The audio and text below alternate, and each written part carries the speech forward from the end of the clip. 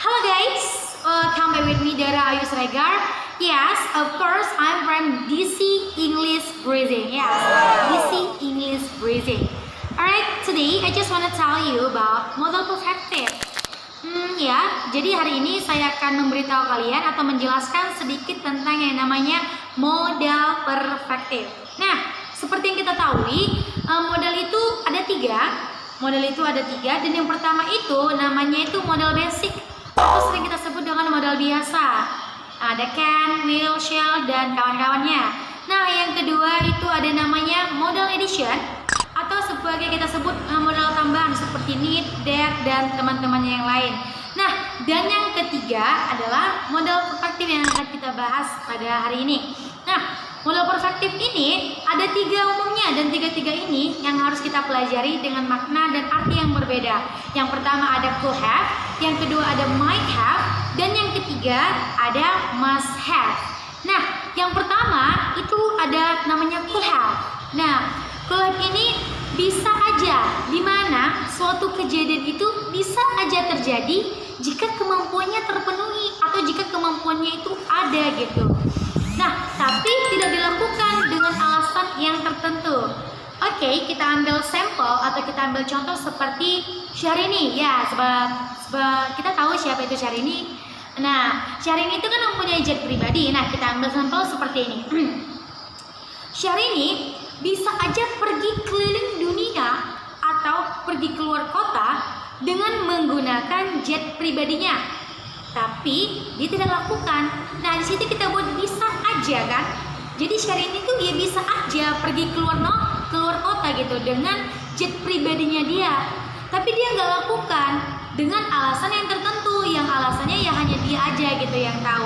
Jadi kan di situ kita buat bisa aja gitu. Kenapa? Ya karena dia punya kemampuannya ya ada, kemampuan dia mempunyai jet pribadi tadi, tapi dia tidak lakukan karena alasan tertentu yang hanya dia sendiri yang tahu kayak gitu.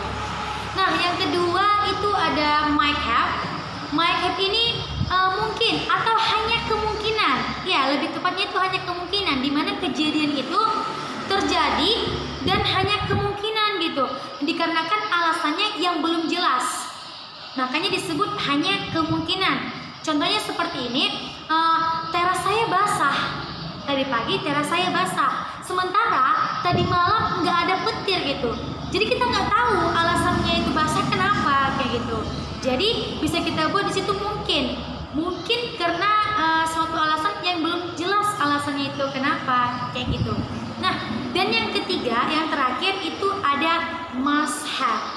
Nah, must have ini artinya pasti, di mana suatu kejadian itu pasti terjadi dan kita udah tahu alasannya itu apa kayak gitu. Kejadiannya itu pasti terjadi dengan alasan yang jelas.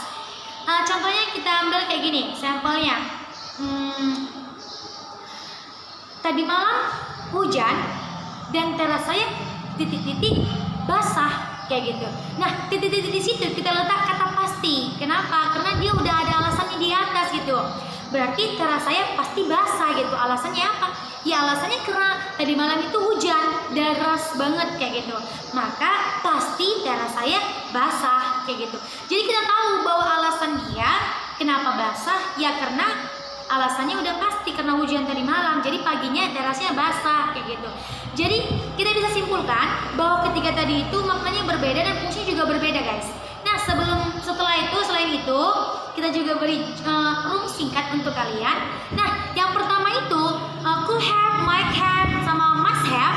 Itu setelah itu wajib menggunakan verb 3 guys. Ya, verb 3 atau past tense-nya kayak gitu. Jadi setelah modal perfective ini wajib menggunakan verb 3. Tapi jika setelah modal perfective ini ada katanya non verb, maka kita wajib tambahkan to be. Nah, to be-nya itu adalah been. Kenapa kita ambil to be been? Karena gini, sementara itu pelajaran modal harusnya to be dari modal dong, be kayak gitu. Enggak, kita bahasnya kayak gini. Could have ini, modal perfective ini seperti might have, could have, must have. Kan setelah modalnya kan ada to have. Maka kita ambil yang dekat dengan si to be gitu. Yang dekatnya kan have, to have. Sedangkan kita tahu to be to have itu adalah been. Ya, betul been.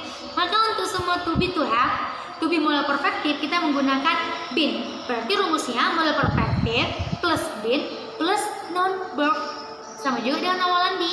Rumus awalan di adalah to be plus verb 3. Nah, sama dengan seperti ini juga, model perfective plus been plus verb 3. Yang berubah hanya verb 3 dan non-verbnya aja guys. Jadi tergantung dengan kalimat kalian. Jika dia setelah model perfective itu non-verb, maka jangan lupa letakkan to be. Jika setelah model perfective itu adalah awalan di, maka jangan lupa letakkan been dan juga awalan di atau verb 3 gitu. Jadi hanya sekian yang bisa saya sampaikan. Lebih dan kurang mohon maaf. Oke, thanks because you have watched my video. I'm Dara Ayu Serial. Assalamualaikum warahmatullahi wabarakatuh. Bye bye.